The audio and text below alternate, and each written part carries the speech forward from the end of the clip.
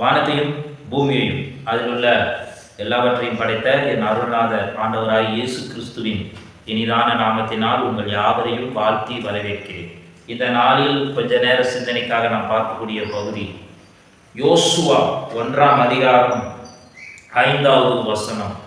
இந்த டிசம்பர் மாதத்தில் இந்த வருடத்தின் கடைசி நாட்களில் வந்திருக்கிற உங்களுக்கு ஒரு புதிய வருடத்தை நாம் சந்திக்க போறதுக்கு முன்பு இந்த வருட ஆரம்பம் தேவன் நமக்கு பண்ணின வாக்கும் அந்த வாக்கினால் நாம் அவருக்கு நன்றி சொல்லவர்களாக காணப்பட்டிருக்கிறோம். அந்த வாக்கை தேவன் நிறைவேற்றினாரா இல்லையா என்பதையும் பார்க்க விரும்புகிறோம். யோசுவா 1ஆம் அதிகாரம் 5வது வசனத்தின்படி, நீ உயிரோடு இருக்கும் நாளெல்லாம் ஒருவனும் உனக்கு முன்பதாக எதிர்த்து நிற்பதில்லை. நான் மோசையோடு இருந்தது போல உன்னோடும் இருப்பேன். நான் உன்னை விட்டு விலகுவதும் இல்லை, உன்னை கைவிடுவதும் இல்லை.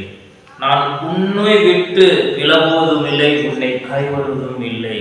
2025 ஜனவரியில தேவன் ஜனவரியிலிருந்து இந்த டிசம்பர் மாதம் வரைக்கும் வாக்கு பண்ண வாக்கு என்னவென்றால், நான் உன்னை விட்டு விலகுவதும் இல்லை, உன்னை நான் கைவிடுவதும் இல்லை. அந்த வாக்கு தத்தத்தின்படி அவர் உங்களையும் என்னையும் இந்த திருச்சபையில் உள்ள ஜனங்களையும் இந்த திருச்சபையை நடத்த கிருபை கொடுத்த எனக்கும் பண்ணின வாக்கு, நான் உன்னை விட்டு விலகுவதும் இல்லை, உன்னை என்றும் கைவிடுவதும் இல்லை.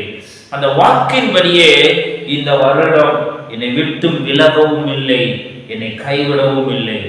ஆலயத்தை விட்டு விலகவும் இல்லை, கைவிடவும் இல்லை. என் ஜனங்களை விட்டு விலகவும் இல்லை, கைவிடவும் இல்லை. இவனை அடிச்சு மிரட்டிடுவான், அப்படி பண்ணிடுவான், இயேசு பத்தி சொன்னா இப்படி பண்ணிடுவோம்னு மிரட்டினவர்களும் உண்டு. ஆனால் தேவன் என்னோடு கூட இருந்து தேவன் அவர்களை தான் மிரட்டி விட்டுருக்கிறார்.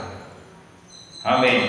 எந்த இடத்துல வெட்கப்பட்டனோ இந்த வருடம் என்னோடு கூட இருந்து தலை நிமிர பண்ணினான்.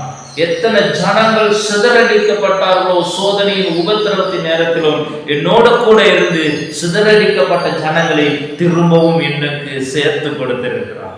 புதிய புதிய ஆத்துமாக்களை எழுப்பி விட்டிருக்கிறார். போற இடங்கள் அற்புதங்கள் அடையாளங்கள் செய்யும்படி செயல்பட்டிருக்கிறார். என் நாவில் இருந்து அநேருக்கு ஆலோசனை கொடுத்து அவர்களுக்கு நல்லபடி நடத்தி இருக்கிறார்.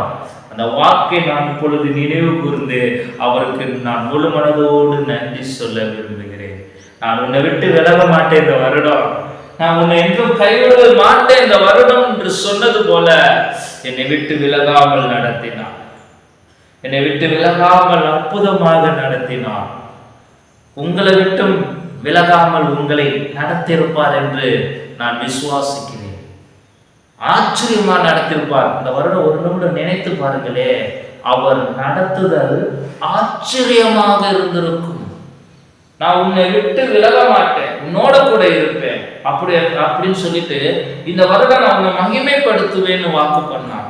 இந்த வருடம் உன்னை உயர்த்துவேன் என்று வாக்கு பண்ணார். ஒவ்வொரு மாதமும் ஒவ்வொரு வாக்குத்தத்தம் கொடுத்தவராக காணப்பட்டார். அந்த ஒவ்வொரு வாக்குத்தத்தத்தின்படியும் இந்த 11 மாதமும் அற்புதமாக நடத்தி வந்த தேவன் நினைவு கூறும் தேவனாய் இருக்கிறார்.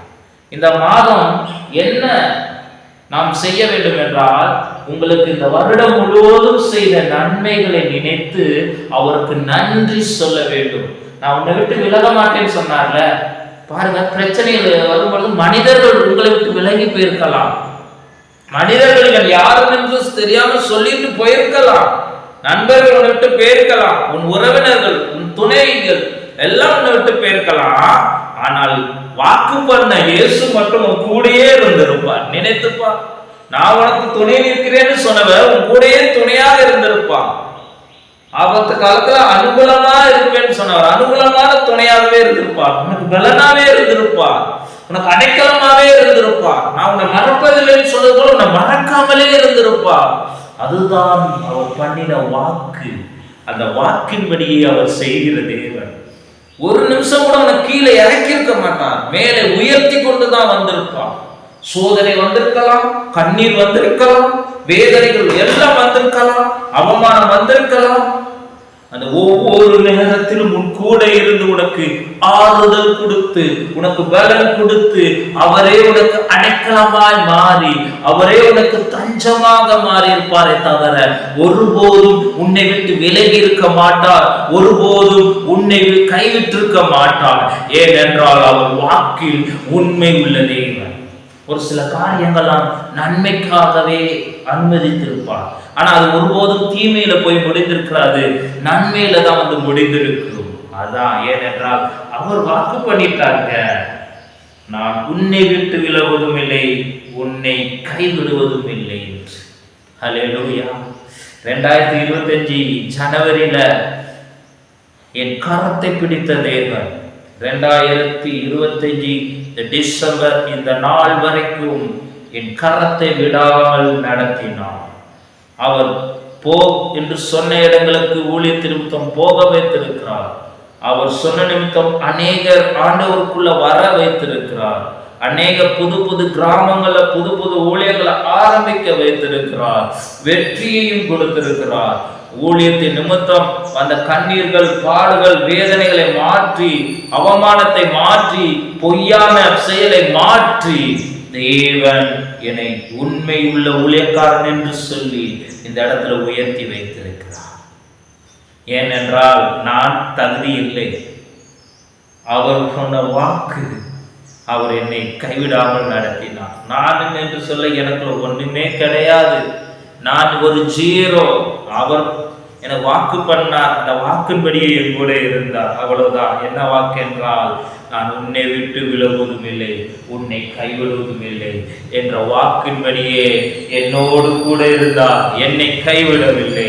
அவ்வளவுதான். ஊழியம் முடிந்தது என்ற நிலைமை வந்தது. இனி மேல ஊழியம் வேண்டாம், இந்த வருஷம் போதும், என்னால முடியல அப்படின்னு சொல்லி வந்த பொழுது சூரஸ்லியில படுத்து கிடந்த தட்டி எழுப்புனது போல, இன்னும் நீ போகக்கூடிய தூரம் அதிகம் இருக்குப்பா, நீ ஏன் சோர்ந்து போயிருக்க, என்னால முடியலன்னு ஏன் சொல்லி வந்திருக்கிற, என் உயிரை எடுத்துருந்தேன்னு ஏன் வந்திருக்கிற, இல்ல இன்னும் நீ உயர்வா என்று சொல்லி என் கரத்தை பிடித்து என்னை நடத்த ஆரம்பித்தான். அதன் பின்புதான் உயர்வு. அழகா வாக்கு பண்ணியிருக்காருல, நான் உன்னை கைவிட மாட்டேன். கரத்தை பிடித்தா தானே கைவிட மாட்டாரு, கரத்தை பிடித்தார், என்னை நடத்தினார். அவமானப்பட்ட இடங்களெல்லாம் தலை நிமிர வைத்தார். புதிய புதிய ஆத்துமாக்களை எழும்ப வைத்தார். ஆலயத்தில் அற்புதங்கள், மிராக்கல்கள் நடக்கவே உதவி வைத்தார். அல்லேலூயா. கைகள் வைத்து ஜெபிக்கும் பொழுது அந்த இடத்துல ஒரு பெரும் மாற்றத்தை தேவன் கொடுத்தார். ஊழியத்திலே மாற்றத்தை கொடுத்தார். சிறுவர் ஊழியங்களில் மாற்றத்தை கொடுத்தார். எதிரிகள் முன்பதாகவே, யாரும் மனுஷங்கள் எனக்கு எதிரி கிடையாது, பிசாசு தான் எதிரி.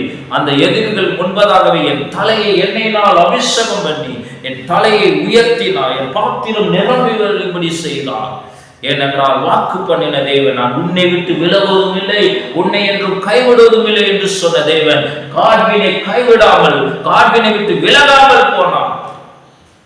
வாக்கு பண்ணின தேவன் ஒருபோதும் கைவிட மாட்டார். உங்களையும் கைவிடலை என்று நம்புறேன். ஒருவேளை கைவிடாமல் இருந்திருக்கலாம், முழங்கால் போட்டு ஜெபம் பண்ணுங்க.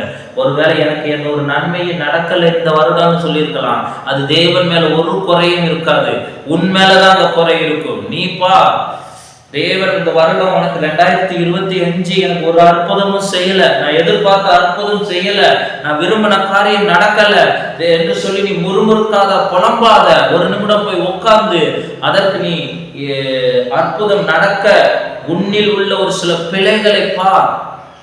நீ சரியாக செய்திருக்கிறாயா, சரியாக ஆண்டவரை தேடி இருக்கிறாயா, தேவன் உனக்குள்ள குறைய முதல்ல பார். அதன் பின்பு தெரியும் தேவன் உனக்கு ஏன் அற்புதம் செய்யவில்லை என்று. தடை நீயாதான் இருந்திருப்பே தவிர ஒருபோதும் தேவன் தடையாக இருந்திருக்க மாட்டார். அவர் ஆசீர்வதிக்கிற தேவன், ஒருபோதும் சபிக்கிற தேவன் அல்ல. அவர் ஏற்றுக்கொள்கிற தேவன், ஒருபோதும் கைவிடுகிற தேவன் அல்ல. ஒருபோதும் விட்டு போகிற தேவன் அல்ல. ஒருபோதும் வெறுக்கிற தேவன் அல்ல. இந்த வருடம் உனக்கு பண்ணின வாக்கு நிறைவேறவில்லை என்றால் நீ உன்னில் உள்ள குறைகளை பார். தேவனை குறை சொல்லாதே, மற்ற யாரையும் குறை சொல்லாத. உனக்குள்ள ஏதாவது ஒரு குறை இருக்கும், மாம்சத்தின் கிரியைகள் இருக்கும், விடக்கூடிய பாவம் கூட விடாமல் இருந்து கொண்டு இருக்கலாம். ஏதாவது ஒரு காரியம் உன் வாழ்க்கையில் இருக்கும், அதை விடு. அதன் பின்பு நீ தேவன் உனக்கு நன்மை ஏன் செய்யவில்லை என்பது அறிவார். இந்த வார்த்தையின் மூலமாக ஆண்டவர் உங்களை ஆசீர்வதிப்பார். அதனால் நன்றி சொல்லுங்க.